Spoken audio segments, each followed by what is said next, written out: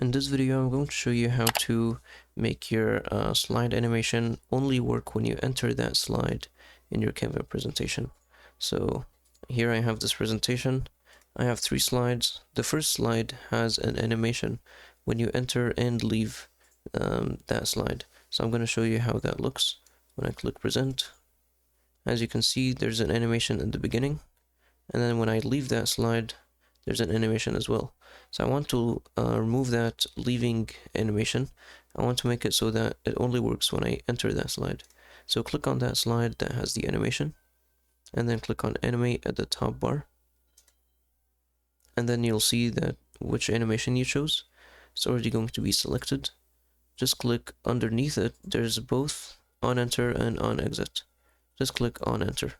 And that will make your animation only work when you enter that animation. And then you can check it by hovering, and as you can see, it doesn't go back. And that's how you can do that.